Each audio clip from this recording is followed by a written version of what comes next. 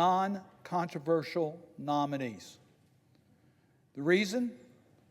The abuse by the Republicans of the rules of the Senate. Filibuster after filibuster that requires cloture votes. So we spend several hours on each of these nominations. Even worse, the Republicans have abused the rules of the Senate to deny us in the Senate the ability to consider critical legislation that we should be taking up and acting on. There are many, many examples. I'll just cite a few. Justice and policing. We're all committed to reform our criminal justice system and our police system in order to deal with the values of our nation. I know that Senator Booker has worked tirelessly on this issue. We should be able to debate that bill on the floor of the United States Senate. But no, Republicans will require a cloture vote and will not give us the votes even to consider that legislation. Or consider gun safety, which we've been debating in the public for now decades. And the Republicans are continuing to use the rules of the Senate to deny the Senate the opportunity to take up issues and debate issues and see whether we can come together. Or take immigration reform, where we see the tragedies that are occurring, where we need to take action as a Senate. But no, the Republicans won't give us the votes so we can get on a bill and debate issues, take up amendments, and see whether we can't get something done on immigration.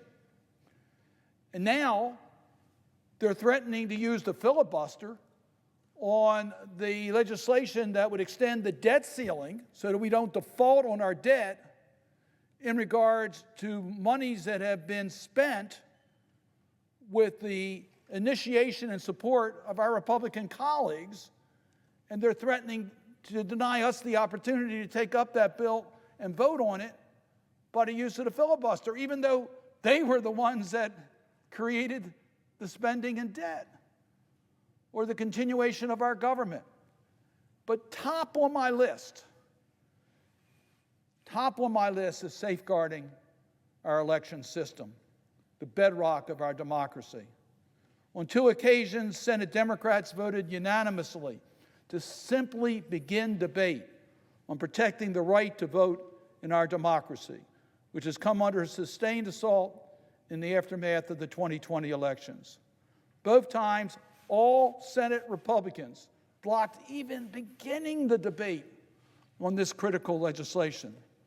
Senate Republicans put gridlock and partisanship before the rights of voters. The Senate is being blocked from having the chance to consider options and amendments and do what the Founding Fathers intended us to do, legislate. So my Senate Republican colleagues will have another chance to do the right thing, thanks to Leader Schumer and Senator Klobuchar. Over the August recess, they worked diligently to come up with compromise legislation that still preserves the essential elements of S1, the For the People Act, and has already passed the House of Representatives. President Biden is absolutely correct that we need to enact voting right legislation to repair the damage done by the Supreme Court to the Voting Rights Act. President Biden rightly called efforts to limit ballot access across the country as the 21st century Jim Crow assault. He warned Americans that the Republicans' effort to restrict voting rights as a result of their selfish challenge of the 2020 election results were the most significant test of our democracy since the Civil War. Indeed, my colleagues witnessed firsthand the violence, insurrection at the Capitol when the mob attacked, injured and killed our brave Capitol police officers who put their lives on the line to preserve our very democracy and union. In many states, legislatures and governors have responded to the falsehoods of the 2020 election by restricting voting accessibility. The big lie repeated by President Trump has directly led to disenfranchisement and suppression of the right to vote to millions of Americans. I urge my colleagues and my fellow American citizens to reflect on the state of our democracy and the rights we hold dear. A blatant attempt to falsify an election and persistent effort to deny the American people access to the ballot box has undermined the freedom and liberty that so many Americans have fought to defend and advance. Voting rights is a fundamental issue of importance to a democratic country. After elections are over and we win, we celebrate. We celebrate the fact that we've gotten the support of the majority of voters, and that was what democracy is all about. And if we don't win, I think many of us have been involved in campaigns where our candidates were not successful. We go to work to try to attract more voters in the next election so we can celebrate a victory. That's what participation in a free society is all about. That's what democracies are about. In repressive autocratic regimes, they never accept the will of the people. So you look at ways in which they can undermine the voting record, what the voters want to do, and the voters will. In the 2020 elections, we should all celebrate the record number of people who cast their ballots. It was a record, and the most ever Americans casting their votes for the presidency of the United States. There were repeated reviews done by both Democrats and Republicans at the federal, state, and local level. It all verified the simple fact that there was no widespread corruption or election fraud. The will of the people prevailed, and Joe Biden and Kamala Harris were duly elected. Congress and Vice President Pence counted the electoral votes for president and vice president and did their duty under the Constitution on January 6, notwithstanding the armed insurrection in the Capitol.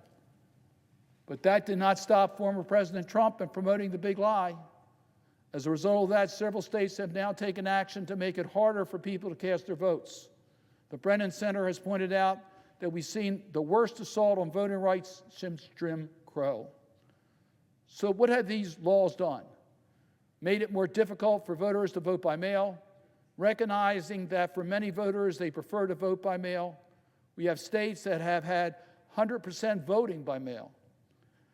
There have been no indications of fraud in voting by mail. States have shortened the time for requesting mail-in ballots for voting, making it more difficult for individuals to be able to vote by mail, requiring certain requirements to vote by mail, making it more difficult to deliver their mail ballots, limiting the availability of ballot drop boxes.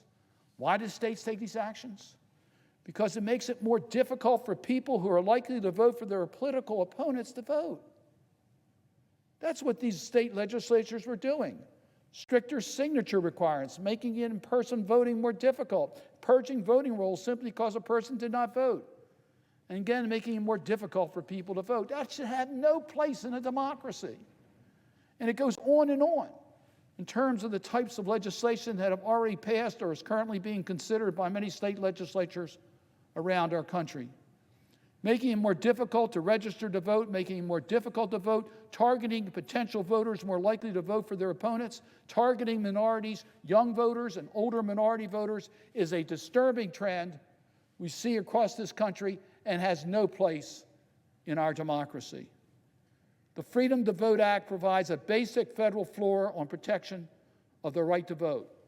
This legislation includes common sense items such as automatic and online voter registration, uniform early voting, same-day voter registration, vote by mail and drop box standards, and uniform national standards for voter identification. These are simple voter protection measures against the actions being taken by state legislatures that are aimed at certain demographic groups and set a federal floor. The Freedom to Vote Act ends political gerrymandering. I don't know how many of my colleagues can defend the way that legislative and congressional lines are drawn today. Congressional districts should represent the community's interests, not an individual congressman's interests. The Freedom to Vote Act takes a major step forward in ending political gerrymandering by creating nonpartisan redistricting reform and banning partisan gerrymandering and allowing states to choose how to develop redistricting plans, including having an independent redistricting commission. In terms of election integrity, the Freedom to Vote Act requires voter-verified paper ballots, reliable audits, and voting system upgrades. I think we all would agree that we want to be able to verify votes.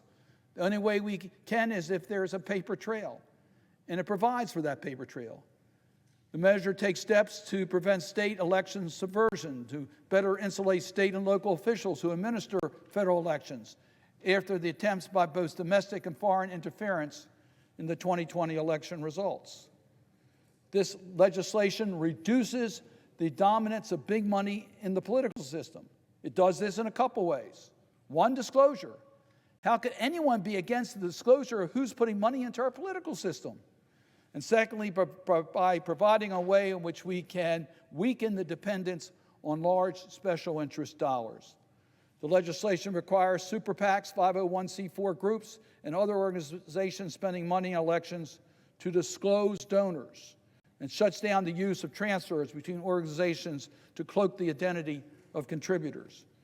It ensures that political ads sold online have the same transparency and disclosure requirements as ads sold on TV, radio, and satellite. S. 2747 includes two provisions I authored. First, it includes the Democracy Restoration Act, which deals with laws passed after the end of slavery in an effort to prevent African Americans from voting. These states that passed laws back then that are still in the books that disqualify for a lifetime a person convicted of a felony. The definition of a felony is pretty general in many states. So we have states where 1 out of 5 African Americans have been disqualified from voting because of their conviction of a felony, even though they are fully part of our society today. They don't have the right to vote. We need to remove that disqualification on voting. I am pleased that my Deceptive Practices and Voter Intimidation Prevention Act is included as a provision in the legislation. The spreading of false or misleading information intended to suppress voting and intimidate the electorate remains one of the most regularly employed and effective methods used to keep individuals, particularly Black Americans and other racial minorities, from voting. Advancements in communication, including the rise of social media platforms, have made it easier for bad actors to use these strategies.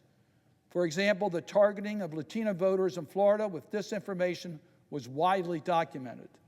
This provision prohibits individuals from knowingly deceiving others about the time, place, eligibility, or procedures of participating in a federal election. It criminalizes efforts to intentionally hinder, interfere with, or prevent any person from voting, registering to vote, or aiding a person to vote or register to vote. My friend and former colleague was the late John Lewis of Georgia. The two of us were elected to the House of Representatives on the same day. In an editorial published after his death, Representative Lewis recalled an important lesson taught by Dr. Martin Luther King Jr. And I quote our former colleague when he said, "Each of us has a moral obligation to stand up, and speak out. When you see something that is not right, you must say something. You must do something. Democracy is not a state, it is an act, and each generation must do its part." Well, we cannot take action if we don't start. And we cannot start unless my colleagues allow us to proceed to this issue on the floor of the United States Senate. Mr. President, I urge my colleagues not to filibuster the right of the United States Senate to start the debate on protecting voter integrity, where each member will have the opportunity to debate the issue and collectively we can come together. Many of my colleagues have offered suggestions about how we can further improve S. 2747, how we can make it even a broader consensus. Let's build on the work done by Senator Klobuchar and her colleagues over the August recess. But we cannot do that unless we have the right to proceed to a debate. I urge my colleagues to support taking up the Freedom to Vote Act, which is a critical issue to the preservation of our democracy and the integrity of our right to vote. With that, Mr. President, I would yield the floor.